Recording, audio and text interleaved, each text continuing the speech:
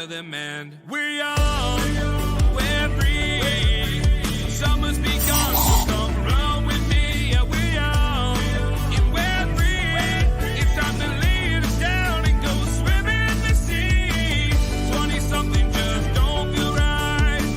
How the hell can we sleep at night? It's time to kiss our childhood goodbye. We're 20-something, so enjoy the ride. Hey everyone, welcome back to 20-somethings. I'm moderating today. My name's Abby, and everyone else can introduce themselves. Alyssa. Rob. I'm Maddie. Yeah, and we got a stacked discussion for everyone tonight. First, we're going to be talking about the recent climate change activist demonstrations on the paintings, and then we're going to talk about Disney's new short film called Reflect, and then we're going to have a friendly little debate about which Adam Sandler movie is the best Adam Sandler movie. So to start us off, we're going to talk about the few demonstrations that have been happening on famous paintings to get people to really focus on climate change. There's been soup, there's been like potatoes thrown on them. One activist even said that the paintings aren't going to be worth anything, when we have to fight over food. Like they're really trying to tackle this serious issue and bring attention to it. So I'll open up the floor to whoever wants to start us off. Yeah, a lot of the paintings that they're like defacing do have a protective layer of glass over it. I think it was Van Gogh's painting that had the layer of glass that they threw mashed potatoes on. But one of the activists said people are starving, people are freezing, people are dying. There's a climate catastrophe, and people are worried about this artwork that's worth millions of dollars that has food on it. Granted, that food could have gone to someone who really needs it, but it's more of just a social commentary. Why are we so worried about this abstract piece? Someone did spend a lot of time on it, and it's beautiful work of art, but it's causing people to talk about it. Now people are talking about climate change. People are talking about oil spills because of the group Just Stop Oil, which is the group that's causing this. Yeah, I think though they could have gone about it a different way, maybe a friendly protest, maybe outside the museum or a different location that could bring attention as well. I don't think they need to maybe throw stuff on the paintings. I feel like that doesn't really cause any problem or solve any problems. It could just only cause fights to break out from the people who really care about the artwork. I disagree with you there. I think they should be setting things on fire, honestly. I mean, this is so serious. This is so serious. And the thing is that nothing's happening to these paintings, all right? They're fine. No one's hurt. It's fine. But the attention is what we need. And honestly, I feel because these paintings are fine, I'm not calling for extreme acts, but we should be doing more because these things can't just be glossed over anymore. We're kind of running out of time, and I feel people don't get that. So. Right, exactly. If people stood outside of the museum and just protested, then really what's the point? Police are going to come, they're going to say, hey, keep the noise down, or you need to leave, even though it's one of it's our right as an American citizen to protest. And like Abby said, all the paintings have a layer of glass to protect them. So it's not these old paintings are having actual damage done. That would be actual graffiti. That could be a reason for them to actually get in legal trouble. But it's just causing people to talk. It's important.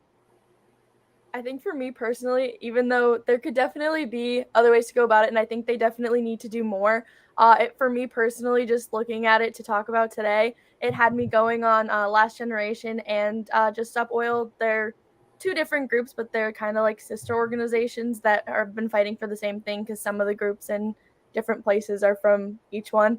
And just their list of demands on their websites and what they're really fighting for. And I think that regardless of what they're doing, and everybody's been saying, it's not actually harming the paintings. There's the protective glass. It's just bringing more attention, which is something that we need. And like Abby was saying, I really think more needs to be done, and they could be doing a lot worse, which luckily they aren't. But I think that the more that they do, the more it's bringing attention to it, regardless of how they're doing it and what attention it's bringing. The whole like all news is good news kind of thing. It's bringing the attention that they want to their websites and to what they're doing and what they're standing for, and hopefully it fixes it soon. All publicity is good publicity. Yeah. No. Yeah, I mean, I feel like at this point, to not take this stuff seriously is like a worse crime than throwing some soup or potatoes or whatever at a painting. I mean, if you listen to the speeches that these people are making while they're doing this and they're like putting their hands on the wall and stuff, it's chilling. Like I was getting goosebumps because it's just terrifying. And you know what they're doing is right, because it's also, after I saw those videos, I was visiting those sites and reading what they're about and getting more, and like even just researching for this really opened my eyes to a lot of things that maybe I thought I knew, but I didn't really know, you know, in terms of climate change. But yeah, moving on. Disney came out with this new short film. It's called Reflect, and it's kind of like the message they're trying to get across is they're talking about body dysmorphia, and it kind of focuses around like a plus size ballerina. And there have been some mixed reviews about it so far. A lot of people love it. Some people are saying that like it really wasn't long enough to tackle an issue as big as like body image and body dysmorphia and stuff. But I mean, all in all, I think it's great that they're doing this, you know, because I definitely think that is something that needs like more representation. And like in terms of Disney films, we know that mostly it's like younger people who are watching it, and like our generation, and like I know mainly as like the stuff that I see, like this is something that I would want like my daughters or children to see, you know. I think it's important. I think it's great, even if it's small and even if it's it was a short film. I think any publicity that can be brought to this scenario and anything that they can do. It took them this long to be able to put something like this out. So yeah, it's going to start off small, but I feel like the more and more these films get made, and next thing we know, there's going to be a full Disney princess movie or something along those lines with someone that is plus size, or all these different issues that the video kind of tackled, which I think is great. And I think it's a great first step in the right direction. Yeah, absolutely. Especially since like all the plus size characters in the past, like in past Disney history, have been like villains or like older ladies. Like you have Ursula, you have Fairy Godmother, and like this is good. It's a good start. I watched the short film. I didn't think that it was anything terribly like great for representation wise, just because like she started off dancing and then she saw herself in the mirror, and it was like that great symbolic wall of mirrors, but then it seemed like she got like pretty quickly over it and then was like, okay, like I'm like accepting of myself, I look different than the others and that's okay.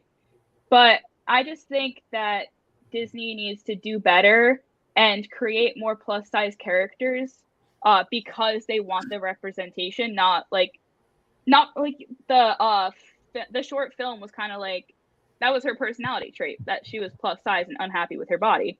So there needs to be more characters that are plus size, but that's not their only personality trait. They have like more characteristics to them. Like they just exist. No, I agree with you. I think like they were trying to do something really good, but at the same time, then it fell into that what you were just talking about, where that's really all there was kind of to her. And to really like fix things, this is a great start, and it was a good short. I watched it too, but definitely you just need to create more characters where like weight and like body type just isn't really a part of it. Like it's just like this is what it is, you know. There's no like realizations or anything. You just are. And I think that would be more helpful in the long run. But hopefully, since they already did this, they're going to start going in that direction. Yeah, I think it's really upsetting how people are disagreeing with it as well. I mean, maybe they might not have done it the best way with making that her personality trait, but the fact that people are thinking that like they're making being plus size a positive thing, and like instead of showing that kids should be able to see like idols of a certain standard look different ways. So I just think it's upsetting people arguing this whole topic in general. Yeah, basically that like anything is helps. Any representation is always it's good. Yeah, so on to our most pressing topic of the night. Adam Sandler movies. All right, I'm gonna start off because I feel like mine might be a little controversial, but Hotel Transylvania. I don't care which one it is. It's probably not even on this graphic because it's so underrated. Hotel Transylvania. You could do 1, 2, 3, 4. Any of them are perfect. I'm gonna watch it tonight. Like, there's no better Adam Sandler movie. I know he's not like in it, but he's voicing, Dracula. It's very family friendly, great messages, great jokes, stacked cast in terms of voice actors. Best movie, but I'll let someone else go. I do have to butt in and say that Adam Sandler actually did not voice Dracula in the 4th movie. Okay. So 1, 2, or 3. But I do agree that that definitely is my top Adam Sandler movie as well. But like, I do not say blah blah blah is so iconic. However, I would also like to say something very controversial. I think that Adam Sandler's appearance, like just for like a minute, in the TV show Jessie, was more iconic and the best acting performance that he's done, way better than any of his movies. And I have a clip to show of that.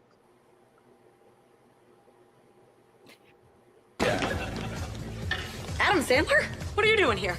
Waiting for them to play Gangnam Style.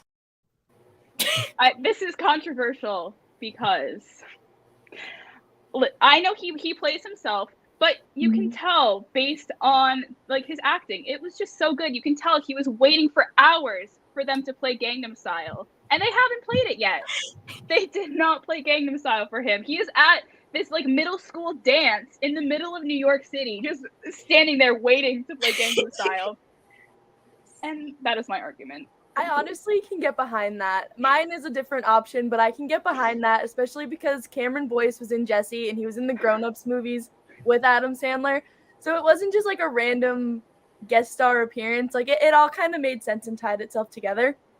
My go-to that I put down is Big Daddy.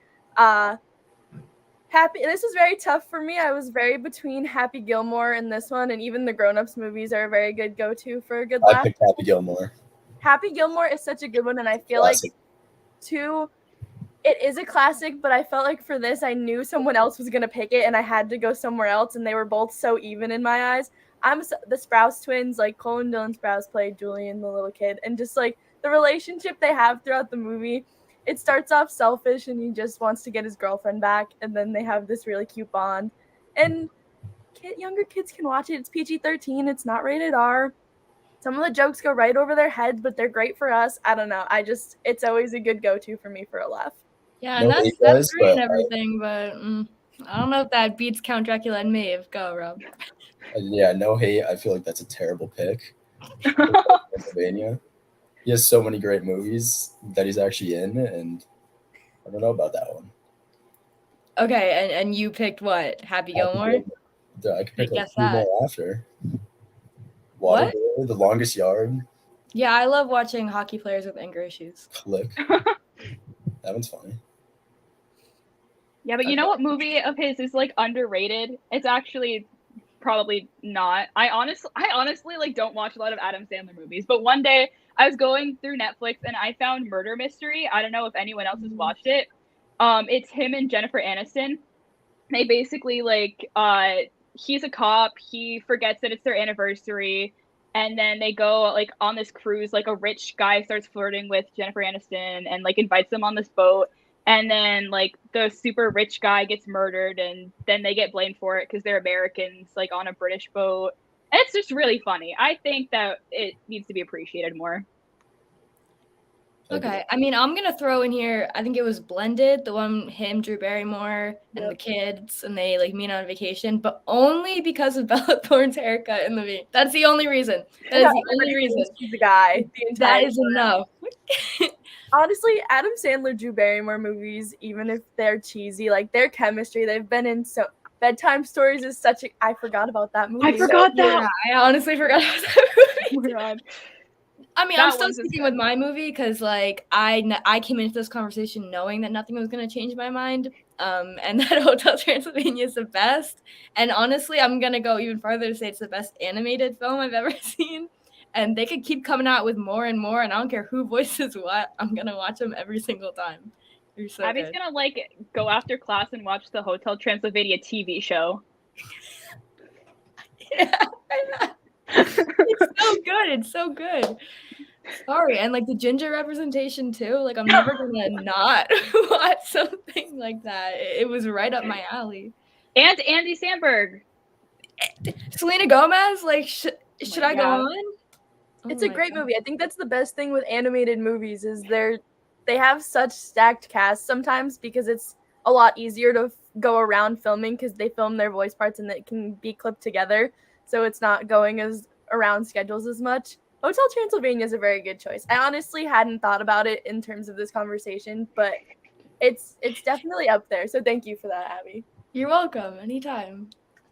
We started this conversation with so many opinions, and then we all, except for Robert, ended on Hotel Transylvania. And I knew that would happen. Yeah. You came with the facts. Rob, you sticking with Happy Gilmore? Oh, of course. Okay. But it also has a special spot in my heart. Yeah. Happy why? Gilmore's a classic. It's hard to argue. I'll give it that it's a classic, and it's probably my favorite like Adam Sandler movie to put on in like just to put it on.